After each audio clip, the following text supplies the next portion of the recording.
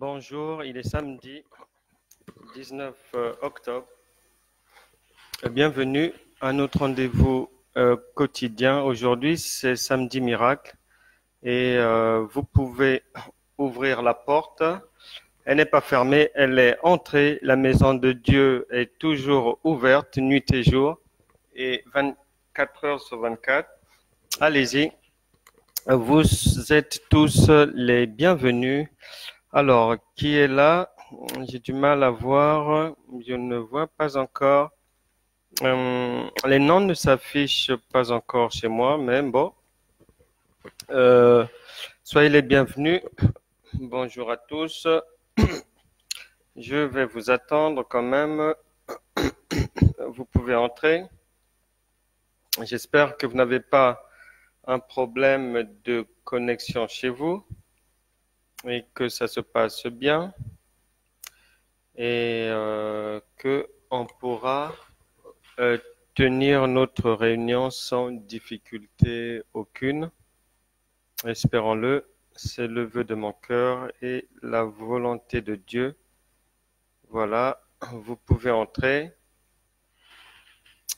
Dieu va vous faire du bien. Ouais, salut Didier. Salut Didier, sois le bienvenu.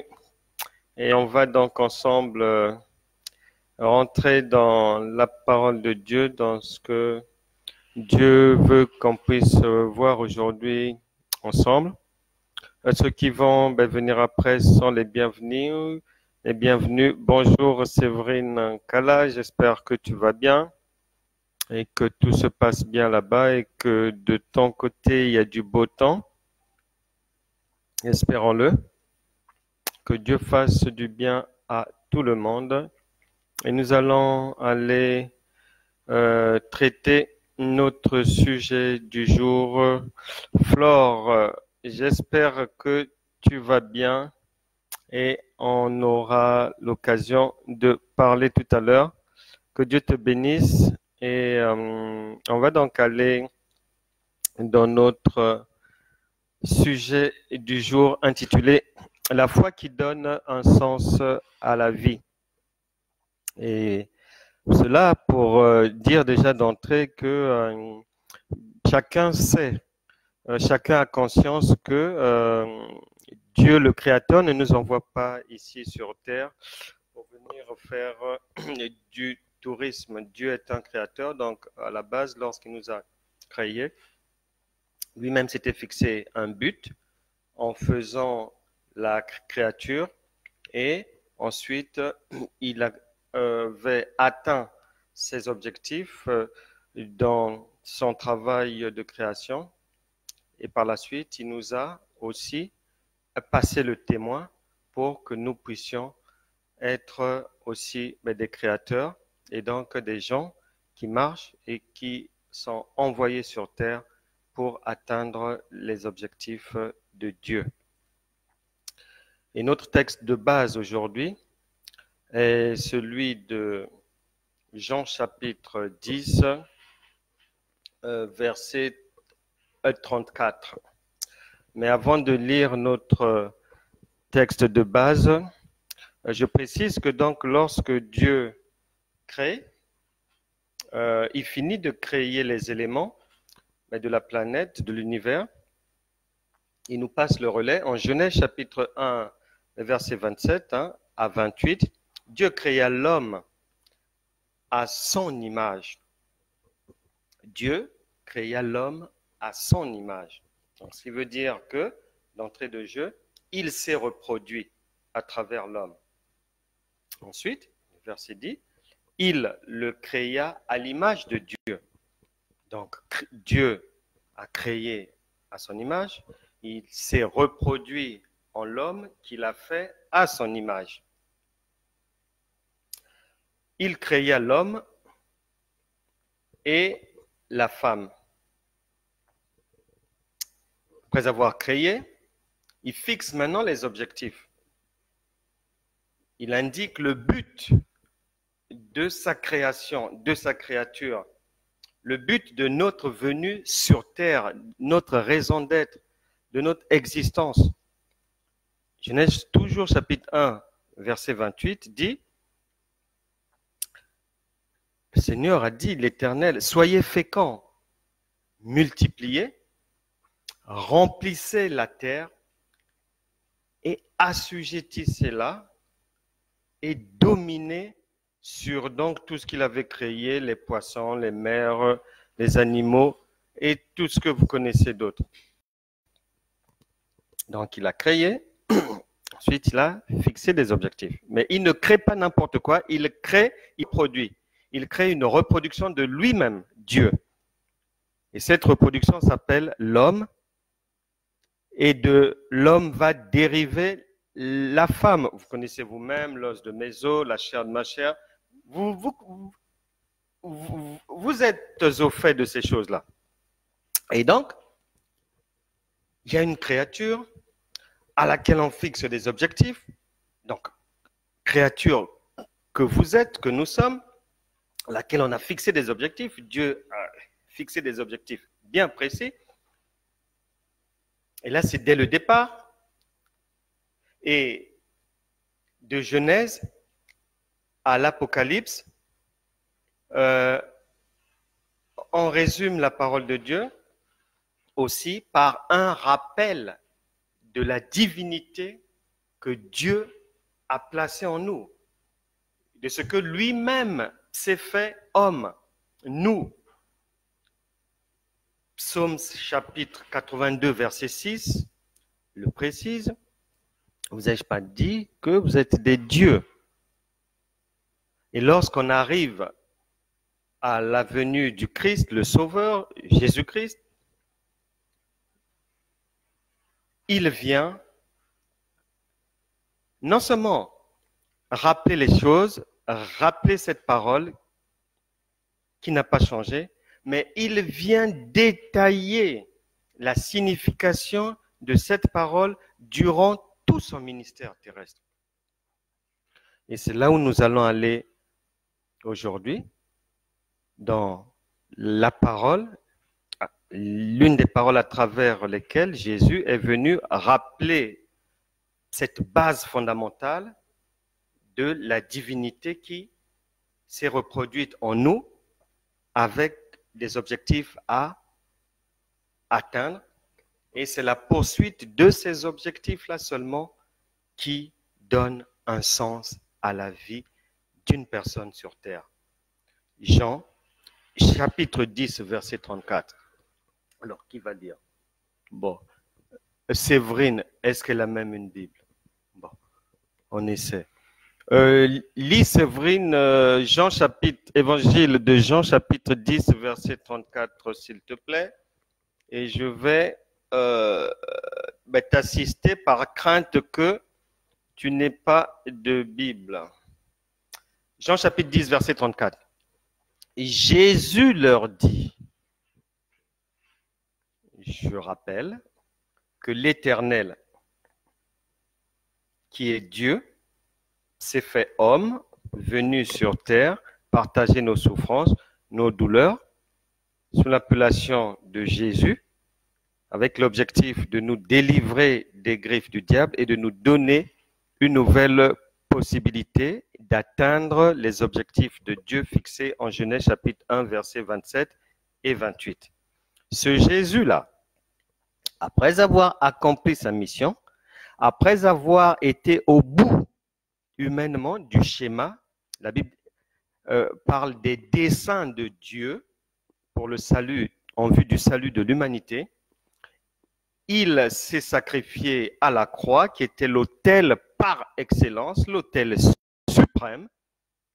Ce n'est pas l'argent qui dépend quelqu'un.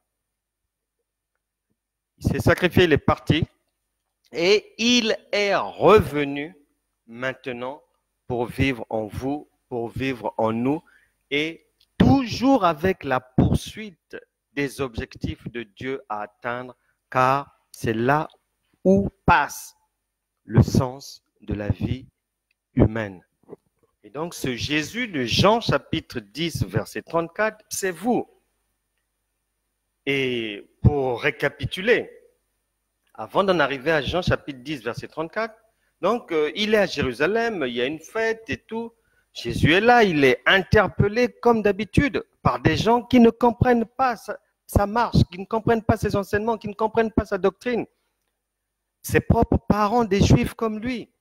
Et ça peut être le cas pour vous, dans vos familles, dans vos relations. On ne vous comprend pas. Depuis que vous êtes devenu chrétien, ça dérange. Les gens ne comprennent pas. Et ils veulent comprendre à travers vous, c'est quoi cette nouvelle manière de marcher? Quelle direction prend-elle? Est-ce que c'est une direction sécurisée? Est-ce que cette parole de Dieu est véritable? Est-ce qu'elle est réellement esprit et vie? Est-ce que son Dieu peut la délivrer de cette situation? Est-ce que par Dieu, elle peut enfin trouver ce travail, décrocher ce job? Voilà donc Jésus répond, il leur répond. Et ce Jésus d'aujourd'hui est en vous, c'est vous. Et la société s'interroge à votre sujet. Les gens de votre famille vous regardent comme un ovni. Ne comprenons pas, depuis que vous êtes devenu chrétienne, depuis que vous avez décidé de marcher en nouveauté de vie, les gens ne comprennent pas. Il y a même des amis qui ont fui. Mais comment? Il fumait, il ne fume plus, mais on ne peut plus s'asseoir avec lui. Et donc Jésus est bousculé, saturé de questionnements. Il explique et réexplique. Et il en arrive à la conclusion que, oh, mais ils ne comprennent pas. Ils ne comprennent pas. Et c'est pour ça qu'il était obligé, puisqu'il voyait que de l'extérieur, ça ne passait pas, il était obligé d'aller à la croix du sacrifice pour revenir en l'homme par le Saint-Esprit et opérer de l'intérieur. Et là, ça marche. Et c'est pour ça qu'il est venu en vous. Par le Saint-Esprit, il y est maintenant bien enraciné, bien assis. Et donc, vous êtes dans votre famille, vous êtes au milieu des gens de votre génération, ils ne comprennent pas, ils veulent savoir. Et là, il est écrit, Jésus leur répondit. Donc, vous répondez à la société, vous répondez à vos familles, vous répondez à vos détracteurs. Vous répondez aux gens qui ne comprennent rien à rien. N'est-il pas écrit dans votre loi? J'ai dit, vous êtes des dieux. Donc c'est vous qui dites aux autres. Mais dans la loi divine, elle est bien stipulée. J'ai la possibilité, la capacité d'arrêter de fumer, d'arrêter l'alcool, parce que la divinité est désormais en moi. Donc, qu'est-ce qui vous semble étrange là-dedans? C'est écrit dans votre loi. Donc, il y a ce dialogue-là, cette confrontation d'idées, de pensées entre vous et les autres.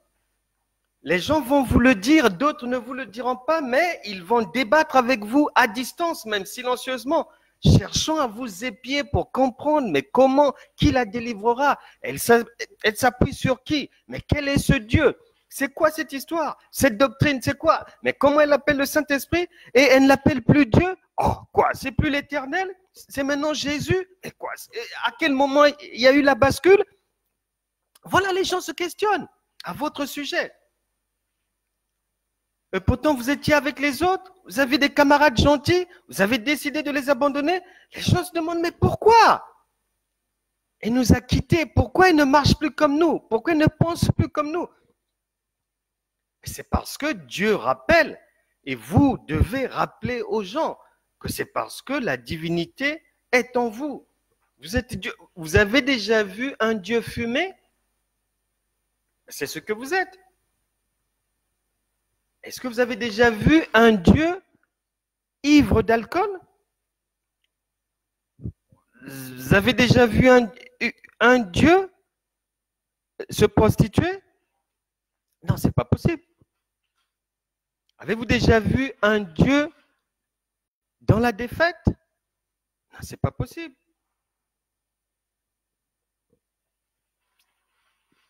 C'est pas possible. Donc, le Seigneur vient nous secouer aujourd'hui pour nous rappeler qu'il est là en nous et que Dieu est réellement en nous. Nous sommes des dieux. Vous êtes des dieux. Ce n'est pas une invention qui vient de moi, c'est le Seigneur qui le dit lui-même. Nous sommes partis ensemble de l'Ancien Testament, de la loi. Nous avons vu les instructions.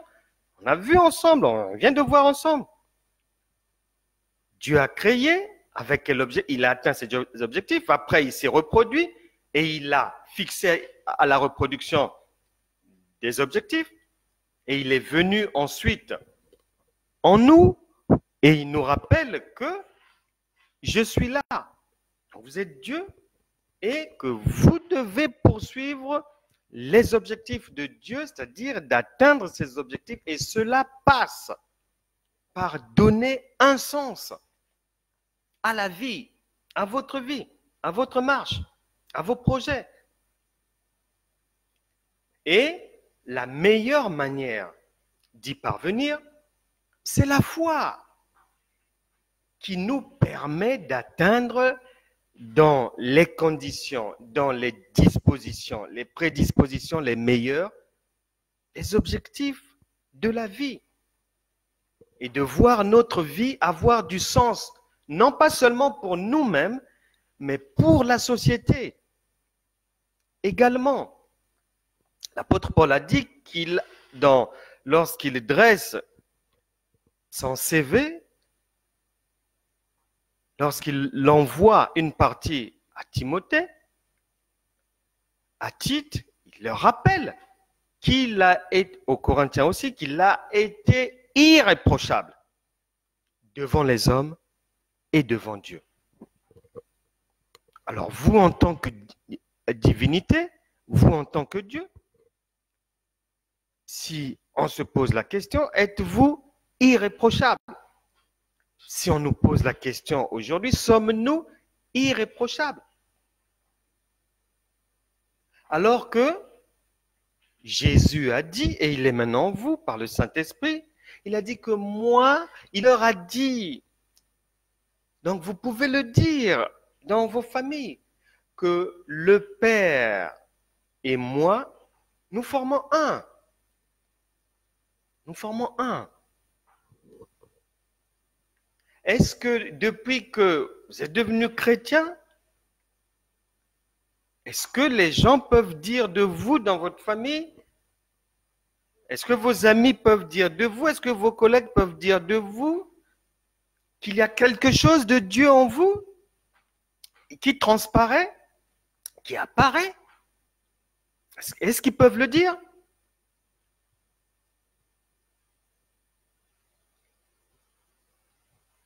Et l'idéal serait que la divinité soit visible en vous.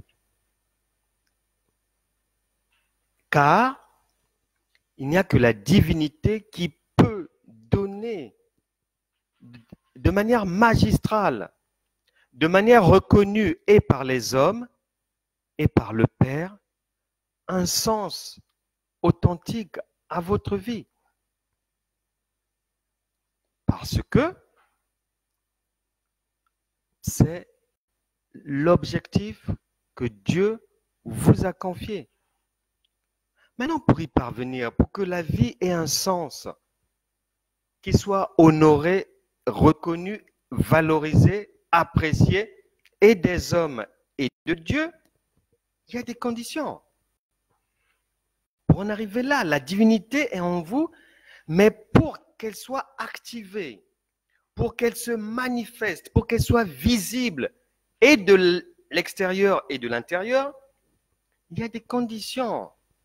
Vous devez obligatoirement passer du statut de chrétien animal, chrétien charnel, et faire la bascule à chrétien spirituel.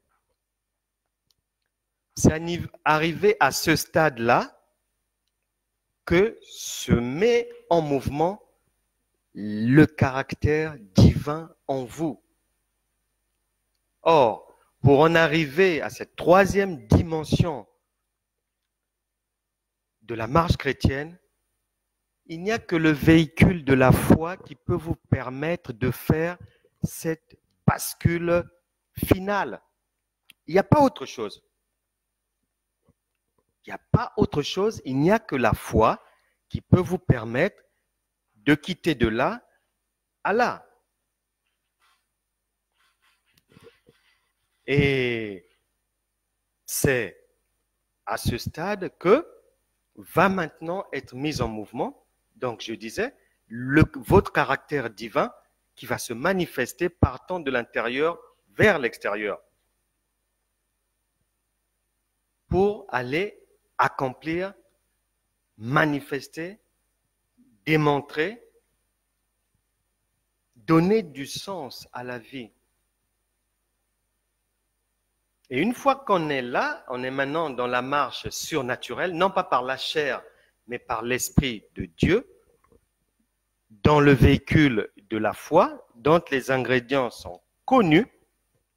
C'est un véhicule où il y a beaucoup d'éléments, un certain nombre d'éléments, c'est comme un véhicule, il y a le carburant, il y a les roues, il y a le carburant à mettre, il y a les roues, il y a les sièges, il y a ceci, cela. Donc la foi, c'est comme ça. Maintenant, vous y mettez Galates chapitre 5, verset 22, le fruit de l'esprit, vous y mettez les dons spirituels, vous y mettez, vous prenez toutes les armes de Dieu de Éphésiens chapitre 6 à partir de 10 et le reste là-bas.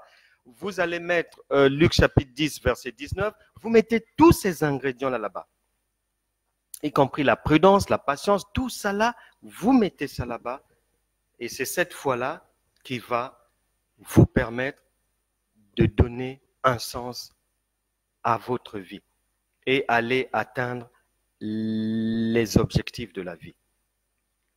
Maintenant, vous allez me demander, mais ces objectifs-là, oui, il y aura la foi, oui, il y aura ces éléments-là, mais comment concrètement aller atteindre les objectifs de la vie, puisque la foi, la marche chrétienne, la communion avec Dieu est assise sur des évidences. Il faut que la société voit, que ça soit palpable chez vous, que là, c'est le doigt de Dieu. Obligatoirement. Que ça soit dans votre travail, dans le ministère, dans tout ce que vous faites, il faut là qu'on sache que c'est le doigt de Dieu. Si Martin Luther King a dit qu'une église qui ne répond pas aux demandes, aux besoins sociaux, économiques des gens n'a pas lieu d'être, il faut la fermer.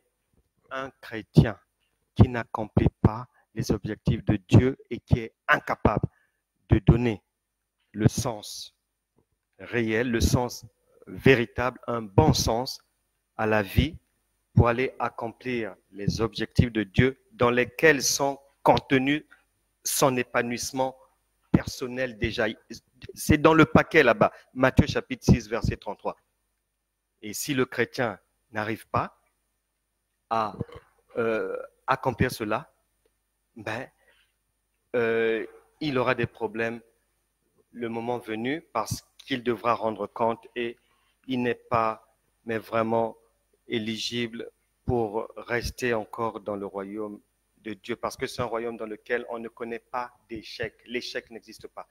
Il n'y a pas de larmes dans le royaume de Dieu, il n'y a pas d'échec, il n'y a que des victoires. Il y a des guerres, mais elles sont remportées parce que les ennemis sont écrasés en permanence. Voilà comment veut se passer les choses lorsqu'on en arrive à Jean chapitre 10, verset 34. Prise de conscience des objectifs à atteindre pour que la vie puisse avoir un sens. Et ces objectifs-là viennent du Père. Et on doit les atteindre. Maintenant, le but de ces objectifs-là, le but du sens à donner à ma vie est lequel? Dans ce but-là, il faudra, pour que vous sachiez que vous êtes dans les standards des objectifs du royaume de Dieu, pour que vous sachiez que vous êtes certain de réussir votre marche, il faut que dans les objectifs de votre vie, que ces objectifs-là soient tourner vers l'aide à votre prochain. Dans les objectifs de Dieu, il n'y a pas des objectifs du genre moi, je, moi, ma maison, moi, je. Dans notre royaume, il n'y a pas ça. Ça, c'est dehors là-bas, dans l'égoïsme, dans beaucoup de choses. Mais chez nous, il n'y a pas ça. Chez nous, ça marche sur l'aide à apporter à autrui, la bienfaisance, la libéralité, l'amour du prochain. Voilà, la consolation, le ministère de la réconciliation. Voilà, peu importe le niveau à partir duquel vous allez opérer, mais sachez que premier repère pour savoir si vous êtes dans le chemin, dans le bon chemin et si vous êtes agréable à Dieu, c'est que les objectifs de votre vie doivent viser l'épanouissement des autres et non votre propre épanouissement. Ensuite, on prie pour soi-même, on se tourne vers ses propres intérêts dans deux situations. On va se tourner sur soi-même et prier pour soi-même pour se défendre contre les agressions des ennemis, pour sortir d'une prison satanique, pour repousser les attaques des ennemis. C'est là où on prie pour soi-même. Obligé de prendre ce que l'on a à disposition pour repousser les ennemis. Vous prenez chez Josué 2 à 3 versets bibliques là-bas, 2 à 3 paroles, qui était un homme de guerre. Vous venez compléter avec 2 à 3 paroles aussi du roi David, qui était un homme de guerre. Vous allez directement à Hébreux chapitre 11, à partir du verset 32, qui vous donne la possibilité, l'autorité, le pouvoir, la latitude de fermer les gueules des lions, de sortir de la maladie, d'éteindre le feu ennemi, etc., etc. Vous ramassez les armes de Dieu dans Corinthiens 6. Vous venez vous asseoir maintenant à Luc chapitre 10, verset 19, après avoir pris aussi Jérémie chapitre 10, verset 48 dans la seconde partie, qui vous donne l'obligation d'aller vous battre. Vous venez vous asseoir maintenant, Luc chapitre 10, verset 18 d'abord et 19. Là, le Seigneur dit déjà qu'il a déjà vu Satan tomber. Et là, vous pouvez rentrer en prière et repousser vos ennemis, les attaques du diable avec ces armes-là. Deuxième cas, où on prie pour soi-même principalement, c'est pour implorer le secours de Dieu lorsqu'on a du mal à se défaire d'un péché. Et puis pour sortir d'une prison, lorsque vous sentez que vous êtes lié quelque part, il n'y a que des gens qui ont conscience qu'ils sont en prison, qui peuvent avoir le secours. Donc c'est dans ce cas de figure-là aussi que vous pouvez demander à Dieu de vous venir en aide. Mais dans le cas général, c'est l'intercession d'abord qui est prioritaire et c'est la manifestation de l'amour du prochain. Et votre garantie, votre sécurité, votre assurance, vos biens, vos bénédictions vous sont garanties par Matthieu chapitre 6, verset 33. Donc, votre marche à ce moment-là est bien sécurisée. Les objectifs, pour faire du bien aux autres,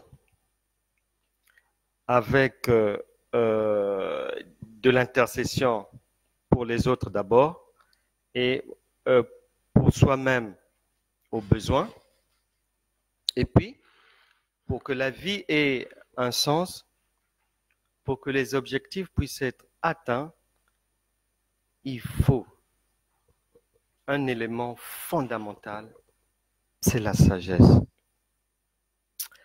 Et la sagesse, il n'y a que la foi qui peut vous donner, qui peut mettre à votre disposition la sagesse d'en haut. C'est celle-là qui garantit la victoire. C'est celle-là qui garantit l'accomplissement de la vie. Et cette sagesse d'en haut, elle se trouve dans la parole. Donc, pour recevoir cette sagesse d'en haut, il faut se remplir de la parole de Dieu. Et c'est la parole qui va dans vos intestins spirituels, dans votre homme intérieur, qui va fabriquer la sagesse, la connaissance et l'intelligence. Sans cela, il y a de fortes chances que ça aille droit dans le mur. Peut-être pas la semaine d'après, peut-être pas dans 1 an, peut-être pas dans 2 ans, peut-être pas dans 5 ans, mais il y a de fortes chances que le devant soit compliqué. Et on va voir un cas pratique pour que tout le monde comprenne bien que il y a donc cette sagesse-là qui doit nous accompagner pour que la vie ait véritablement un sens et parce que cette sagesse va servir à se débarrasser des difficultés avec, je vais dire, avec plus de facilité que les autres et à passer au travers des pièges et à traverser le feu, à traverser toutes sortes de conspirations. Et même des choses que physiquement vous ne voyez pas, que vous ne ressentez pas, mais cette sagesse-là va vous permettre de les ressentir bien après ou d'échapper à des choses dramatiques. Mais pour ce faire, on va étudier un cas de... On va aller prendre l'exemple de la marche entre 2 personnes dans la vie. Donc, ça peut être le mariage, ça peut être des associés pour une entreprise, mais ça peut être la vie familiale au sens élargi, parce que la vie sur Terre, on ne peut rien faire seul, on aura toujours besoin des autres. La Bible déclare que 2 valent mieux qu'1, et ce n'est pas seulement dans le mariage, même dans le travail, c'est plus simple. Et donc, on va aller prendre un cas spécifique, on va l'étudier de la marche entre 2 personnes. Et si Jésus-Christ a commencé son premier miracle à Cana, là où il y a mariage, là où il y a union, là où il y a marche commune, et c'est parce que la vie sur terre est caractérisée principalement par le donner et le recevoir, par l'union, par l'unité, par l'échange, le partage. Donc seul, on ne peut pas. Et ce schéma du mariage, vous pouvez l'adapter à la situation que vous traversez actuellement. Ça peut être au travail, mais ça peut être dans vos affaires, ça ne marche pas. Mais ça peut être dans vos activités sportives. Ça peut être la nuit, vous avez du mal à dormir. Bon, vous priez, mais ça ne marche pas. Vous implorez un Dieu mais qui ne vous répond pas. Donc, vous allez l'adapter aux différentes situations par lesquelles vous passez. Une personne m'expliquait un jour que voilà, elle était désolée que dans sa famille, il y avait l'un de ses frères, la personne ne comprenait pas, son frère est chrétien affermi, a propagé beaucoup, pour ne pas dire abondamment l'évangile, marié à une chrétienne aussi, les 2 chrétiens, mariés depuis 4 ans, et de la description qu'elle me donnait sur ces 2 personnes, sur ce couple qui s'était uni, bons chrétiens, ils s'aimaient, ils étaient tout le temps ensemble, beau couple, avec des centres d'intérêt communs, etc., etc. Mais malheureusement, elle m'explique qu'elle ne comprend pas. Elle m'expliquait que la femme, Sophie, avait informé que ils étaient dans une procédure de divorce parce que plus rien ne marchait. Je précise quelque chose qu'il faut savoir, que il y a 3 genres de mariage. Le premier mariage entre chrétiens. Deuxième genre de mariage, un chrétien avec un païen, une païenne avec un chrétien. Troisième genre de mariage, entre païens. Et donc, la personne, pour elle, se demandait, mais comment est-ce que d'aussi bons chrétiens peuvent en arriver au divorce et à se chamailler? Généralement même, la haine s'installe. Et je faisais comprendre à la personne, à ce jour-là, que une fois qu'on a dit qu'il y a 3 genres de mariage, ben, il y a lieu de préciser aussi qu'il y a 3 genres de mariage chrétiens. Il y a des chrétiens qui se marient, mais ils sont dans une chrétienté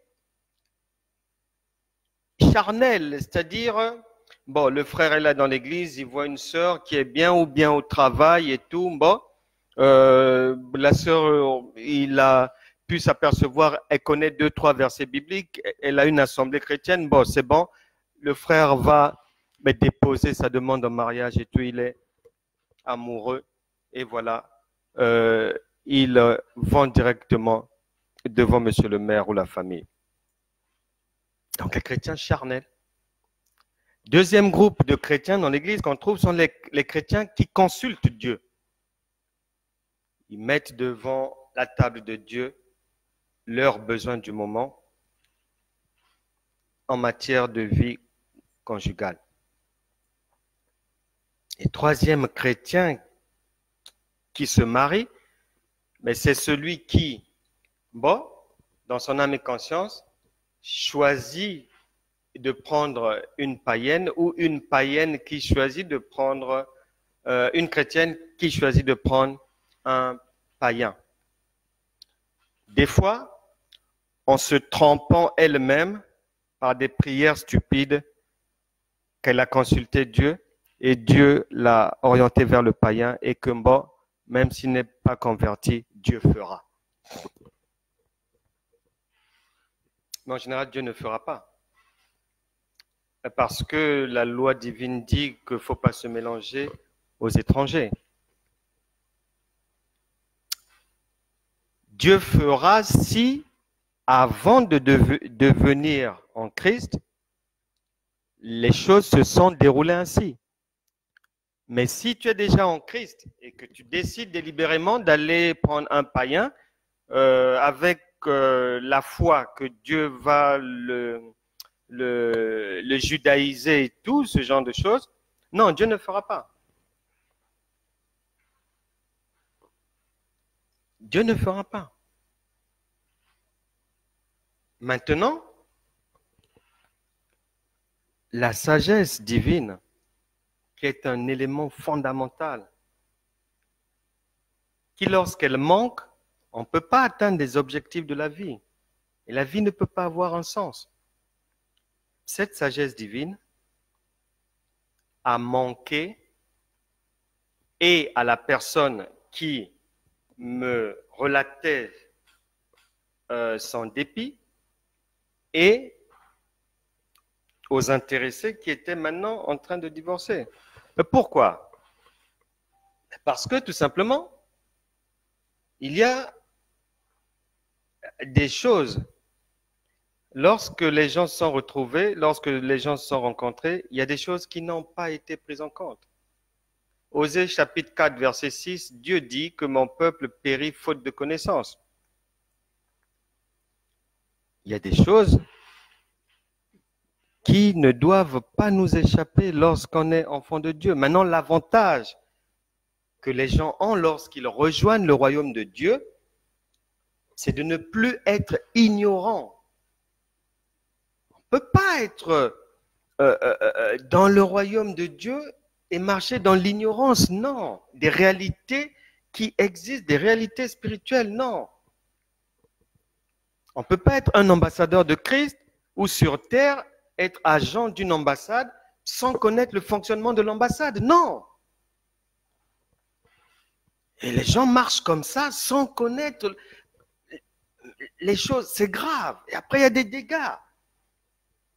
Et je disais à cette personne, le premier élément que ce monsieur et Sophie, le premier élément qui les a échappés, c'est que déjà Job, chapitre 7, verset 1, nous annonce que la vie d'un homme sur terre est identique à celle d'un soldat. En d'autres termes, la vie humaine en elle-même est un risque. Et ce risque-là, c'est depuis la naissance, la femme peut donner la vie ou la mort là, l'enfant s'arrête de respirer ou sort même sans respirer. Donc il y a déjà un risque. Jusqu'à la mort, la vie humaine est un risque. Lorsque vous allez acheter du pain à la boulangerie, même si la boulangerie se trouve à 15 mètres de chez vous, quand vous traversez là, mais un camion, un poids lourd, n'importe quel engin, les freins peuvent céder et vous ramassent. Même pour aller acheter le pain, lorsque vous le faites, vous prenez un risque, même inconsciemment, même si vous n'en avez pas conscience, vous marchez dans le risque. Et la foi nous permet d'amoindrir le risque. Donc, ils avaient oublié ça, que la marche sur terre est un risque, que l'on soit païen ou chrétien, croyant, bouddhiste, tout ce que vous voulez, nous tournoyons dans le risque. En permanence. Quelqu'un peut vous dire je t'aime aujourd'hui et demain il tourne kazakh. Les gens se sont aimés, voire même pour d'autres, adorés. Se sont jurés fidélité. Votre employeur vous a dit que vous êtes un élément indispensable à la société. Même bonjour, le DRH peut vous mettre dehors. Rien n'est acquis éternellement. Non, c'est pas vrai. Il n'y a qu'en Christ qu'on peut avoir une sécurité maximale. Donc, ils oubliaient qu'en s'engageant, ils prenaient un risque. Que la sauce puisse prendre au départ et après tourner au vinaigre. Ils oubliaient cet élément, par manque de sagesse. Parce que même les païens le savent. 2, il faut voir sur la base de quoi ils se sont mis ensemble. Est-ce que c'était des sentiments assis sur le matériel? Est-ce que c'était des sentiments posés sur la beauté extérieure? Parce qu'elle fane, la fleur fane. Est-ce que c'était des sentiments mis dans un emballage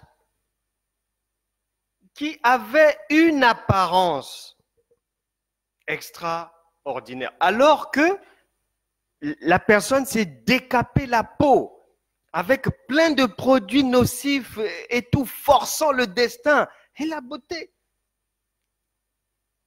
Et ça me rappelle, un frère était suivi par un serviteur de Dieu. Il avait 48 ans, il n'arrivait pas à trouver une épouse. Et un beau jour, il vient voir l'homme de Dieu qui le suivait en prière pour ça. Et l'homme de Dieu est surpris. Il s'est décapé la peau pour brunir, pour blanchir. On vit quand même dans un monde étrange. Les Blancs, même lorsqu'ils sont racistes, veulent se bronzer la peau pour devenir comme les nègres. Et les nègres, pour certains, veulent blanchir pour devenir comme les... On est perdu. Tout est renversé. Les fondements sont complètement renversés. Et ce frère-là s'est décapé la peau pour blanchir afin, mais disait-il, il pensait que là maintenant, une femme pouvait l'aimer. Mais l'homme de Dieu lui a dit, mes frères, tu n'as pas résolu le problème. C'est un problème spirituel. Un problème humain se règle humainement, mais un problème spirituel se règle spirituellement. Si tu prends l'humain pour aller régler le spirituel, ça ne marchera pas. Il a dit, tu n'as rien fait, tu as empiré ton cas. Une beauté de façade mensongère qui volera en éclats tôt ou tard. Donc, est-ce que Sophie et son Jules merveilleux avaient débuté sur la base de sentiments venant du cœur ou des sentiments d'apparence? Est-ce qu'ils ont eu des projets en commun? Parce que si Sophie aime l'écologie et que l'autre était un industriel sans foi ni loi, il y aura des problèmes. Ils ne marcheront pas dans la même direction longtemps. Donc, est-ce qu'ils avaient des projets de vie en commun? Bien solides. Est-ce qu'ils avaient des projets de vie ayant pour objectif d'aider leur génération? Et pendant la période des fiançailles, ils se sont évertués à faire quoi? Parce que si vous utilisez la période des fiançailles comme vous l'indiquent vos coachs, appelons-les comme ils se font appeler, comme vous l'indiquent vos coachs, qu'il faut observer, il faut faire ci, cela, il faut voir pour qu'après on recule. Non, non, non, non, non. De Genèse à Apocalypse, il n'y a aucune personne qui est rentrée dans les fiançailles et on est ressorti. Non. Les fiançailles sont déjà un engagement. Et divinement, les fiançailles ne servent pas à voir s'il y a moyen de moyenner. Non. Les fiançailles servent à observer l'autre, l'écouter, passer du temps avec, en vue d'avoir conscience du travail que j'aurai à faire pour que l'autre ait une vie épanouie. Parce que le mariage, les affaires, l'entreprise, un engagement avec quelqu'un ou avec les autres n'est pas un havre de paix. Il y aura toujours des secousses, il y aura des vibrations. La barque, des fois, faudra tanguer. Tout donc, il faudra avoir la sagesse de Dieu pour la remettre dans la bonne direction. La Bible déclare que ton oui soit oui et que ton non soit non. Et ça commence aux fiançailles. Souvenez-vous, Joseph a voulu rompre ses fiançailles avec Marie, mais Dieu s'y est opposé. Bien sûr. Donc, tout le tralala que vos coachs vous racontent là c'est le monde, c'est César qu'on prend et on veut vous mettre dans César et Dieu soit en bas. Non, ça ne marchera jamais. Un ami, Gilles, un homme de Dieu, un jour, il m'expliquait qu'il venait de rencontrer, à cette époque-là, il attendait une épouse de la part de Dieu. Et je précise que lorsque on est chrétien, lorsque vous faites face à une approche, une tentative d'approche de quelqu'un, vous emmenez le dossier en prière chez Dieu déjà pour savoir si c'est la bonne personne ou pas. Et après, c'est à ce moment-là, ayant reçu la réponse de Dieu, vous rentrez dans les fiançailles. Donc, vous ne pouvez pas, après les fiançailles, venir rejeter ce que Dieu vous a conseillé. Non. Donc, je disais à Gilles, il me disait, oui, j'ai rencontré telle dame comme ça, elle est comme ceci, cela, mais ce que j'ai pu observer en elle et tout, elle a tel esprit, apparemment il y a un démon de ceci qui la tracasse, si cela et tout. Alors je lui disais, si tu as la conviction sur ton cœur que c'est Dieu qui t'a orienté vers cette femme, alors il se pourrait que le travail que Dieu te donne à faire dans ton foyer, parmi les tâches, tu auras à l'aider à se débarrasser de ces démons parce que Dieu sait que tu es ministre de la délivrance et que ça, c'est à ta portée. Tu vas dégager ça rapidement.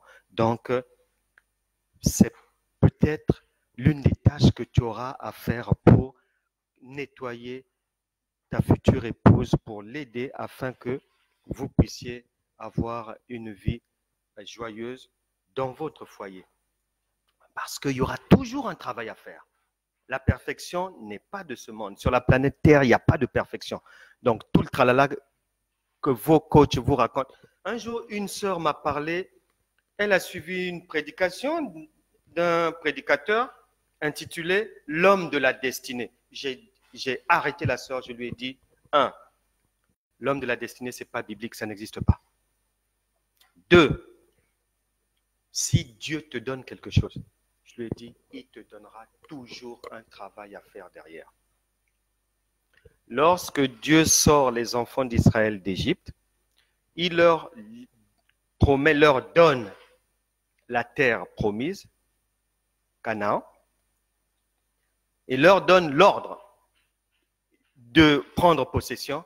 Il ne leur avait pas indiqué que cette terre était déjà peuplée par des ennemis et que pour en prendre possession, il leur fallait d'abord se débarrasser de ces ennemis-là.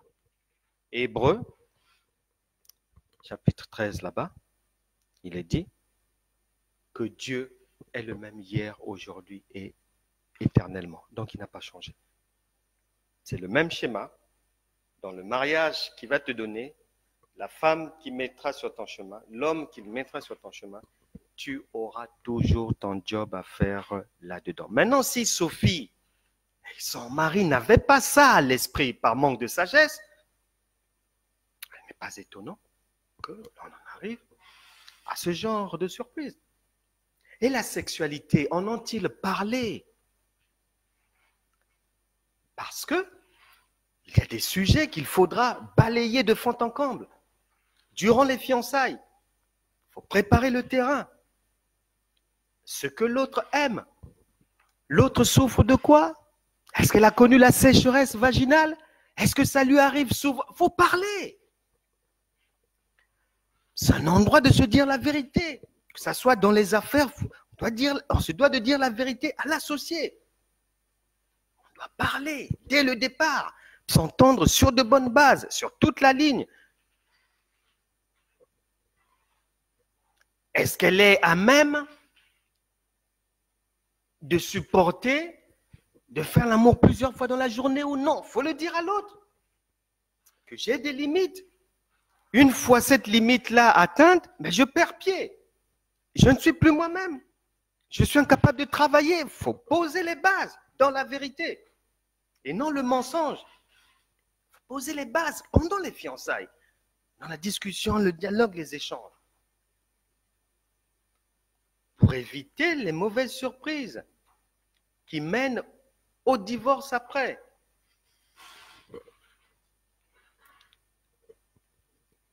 Et ils s'étaient peut-être dit qu'ils ont mis 6 mois, 1 an, 1 an et demi, ils ont mis cette période-là pour, entre guillemets, apprendre à se connaître, cela. Donc, ils se sont dit, bon, après cette période-là, on peut rentrer tranquillement et tout sera bien. Non, ils se sont leurrés.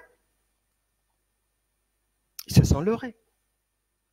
La réussite ne tiendra pas sur la durée d'observation, non. Parce que sur Terre, il y a des gens qui se sont rencontrés aujourd'hui, mariés hier, et qui, ça fait 30 ans, ils sont ensemble.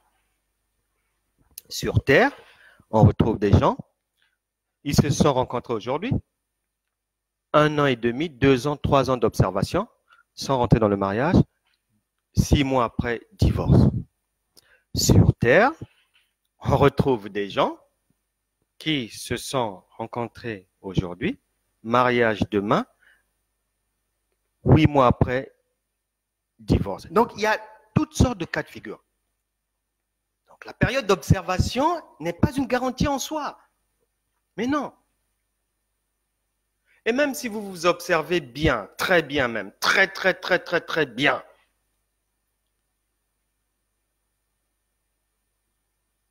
vous pouvez être dans le foyer, l'entreprise commence à fonctionner, vous pouvez marcher avec des gens dans un parti, dans un syndicat et autres, et des problèmes vont arriver. Et en ce qui concerne le mariage, ce sont des problèmes non visibles à l'œil nu. Une malédiction n'est pas visible à l'œil nu. Un lien héréditaire n'est pas visible à l'œil nu. Je suivais un jour dans une émission de Sophie Davant sur France 2, toute une histoire.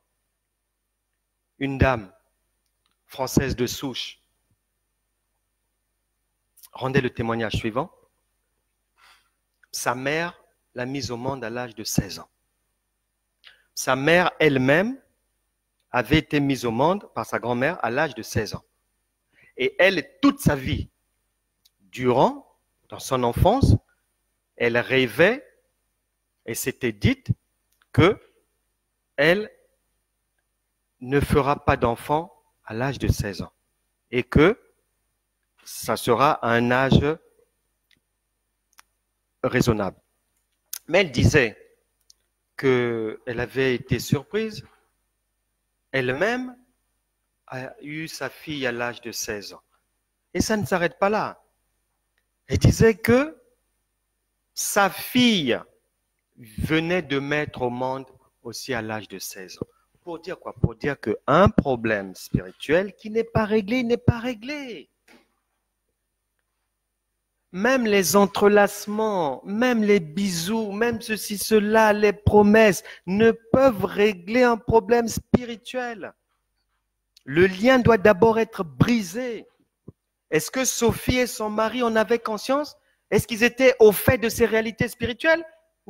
Ou c'était des chrétiens charnels? Ou ils marchaient dans l'animalité chrétienne? Une chrétienté animale? Et une autre dame, dans la même émission de Sophie Davant, un autre jour, mais témoignait sur les divorces dans sa famille. Mais lorsque vous observez déjà ça, que votre tante avait divorcé, bon, vous-même, vos parents ont fini par un divorce. Bon, il y a un oncle là-bas qui avait divorcé. Mais ça vous met déjà en alerte. Si vous ne réglez pas ce problème-là, ça va vous rattraper dans le foyer. Et le foyer explosera. Si le lien n'est pas brisé. Est-ce que Sophie et son mari avaient ces informations-là? Est-ce qu'ils ont veillé à cela? Est-ce qu'ils ont fait des vérifications de comment ça s'est passé dans leur lignée? Et ça peut être, vous êtes malade, vous souffrez d'une maladie. Mais si dans votre famille, de génération en génération, il y a au moins une personne qui en souffre, mais ne soyez pas étonnés que cette fois-ci, le tour soit à vous. Attaquez cela par la prière. Prenez toutes les armes de Dieu. Vous avez l'autorité de Christ, la foi. Brisez ce lien, brisez cela. Parce que le diable et ses démons nous attaquent de 3 manières. Même si on peut traverser une période d'embellie dans le travail, dans les engagements dehors, dans le foyer. Faire attention parce que il rôde. Il peut nous renverser par une malédiction que nous ignorons, mais lui, il sait, les démons savent que leur bisou qui se donne là, dans 5 ans, il n'y aura plus ça, ils savent. Ils savent que vous êtes dans l'ignorance. Ça peut être une malédiction programmée. Le diable peut attaquer par des suggestions aux oreilles. Lorsque vous travaillez à un endroit, ou en tant que chrétien, vous êtes avec des gens qui ne parlent que de sexe, de tromperie, des bars, des boîtes de nuit, de ceci, cela. Faites attention, restez remplis de la parole de Dieu. La Bible déclare, la foi vient de ce qu'on entend et ce qu'on entend vient de la parole de Christ. Si c'est ainsi pour le bien, pour le mal aussi, c'est pareil. Satan n'a rien inventé, il copie seulement. Donc le mal, plus on l'entend, plus il va germer en soi. Donc il faut prendre des dispositions. Parce que la foi vient de ce qu'on entend, donc le mal va venir de ce qu'on entend. Et la Bible déclare que c'est du cœur que jaillissent les mauvaises pensées de crime, d'infidélité, d'impureté, de souillure et compagnie. Ça n'a pas changé. Donc il faut veiller à cela. Donc, Satan peut attaquer par les malédictions qui sont déjà programmées, mais dont vous n'avez pas idée, par des suggestions, les oreilles, sur le cœur, ou par les deux. Il sait que chez vous, il propose, vous êtes réceptif des fois, et surtout qu'il y a des malédictions qui sont là, sous vos pieds, mais vous n'en avez pas conscience. Donc, il peut vous laisser aller rentrer dans un ménage, dans une bonne affaire d'apparence, mais il sait que vous serez renversé même 5 ans, 10 ans, 7 ans, 8 ans après, 8 mois après, ou même 30 ans après. Donc, si tous ces éléments que je viens de rapidement condenser, la liste est exhaustive. Si quelqu'un, avant de venir au mariage, avait fait des pactes dans le passé ou ceci, cela, mais ces choses-là peuvent le suivre dans la maison. Si des gens ont fait d'autres choses, mais ces choses-là peuvent les suivre là. Et la structure va voler en éclats tôt ou tard, si ces choses-là ne sont pas enlevées, détruites, renversées.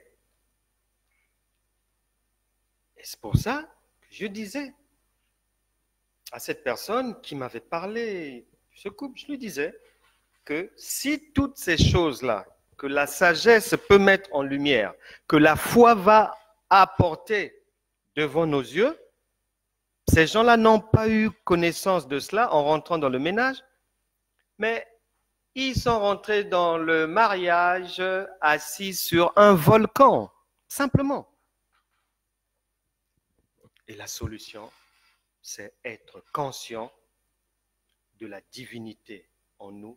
Jean chapitre 10, verset 34, Jésus leur dit, n'est-il pas écrit dans votre loi, j'ai dit, vous êtes des dieux. Et c'est cette position, ce statut, cette capacité, cette divinité-là qui va permettre à tout un chacun d'accomplir la destinée, d'être à même de se réaliser, d'accomplir les objectifs de Dieu, de donner un sens à la vie. Car nous avons la foi, et la foi, dans la foi nous apporte ce qui nous sécurise. Et dans la foi, il y a aussi les armes pour faire la guerre, pour enlever toute difficulté sur notre marche. La foi nous permet de voir le mal de loin et de le traiter. Et la foi met en nous tout le potentiel divin qui nous permet de triompher à partir d'une opposition surnaturelle. C'est pour ça que de Genèse à Apocalypse, le cheminement humain consiste à donner un sens à la vie humaine en étant utile à sa génération, à sa famille, dans son foyer, dans son entreprise, pour son pays, pour sa nation. Et Jean, chapitre 1, première épître de Jean, chapitre 5, verset 4, stipule que tout ce qui est né de Dieu triomphe du monde. Et la victoire qui triomphe du monde, donc qui triomphe de toutes ces situations que nous pouvons rencontrer dans la vie, c'est notre foi. Et notre foi vient d'où? De notre capacité à manifester la divinité, car Dieu, vous le répète aujourd'hui, vous êtes des dieux. Au nom de Jésus, soyez bénis. Prions. Seigneur, merci pour la parole qui nous permet, Seigneur, de mieux comprendre le plan merveilleux de Dieu pour nous et de nous permettre d'avoir conscience que tu comptes sur nous pour faire et accomplir tes objectifs et que derrière et que pendant cet accomplissement, tu as déjà inondé notre chemin de bénédiction. Je te bénis pour cela, Seigneur. Que ta parole soit une source de bénédiction pour tous ceux qui sont connectés. Je prie pour tous ceux qui vont se connecter, pour leurs parents, pour leurs familles, que la grâce de Dieu leur permette de pouvoir manifester la divinité.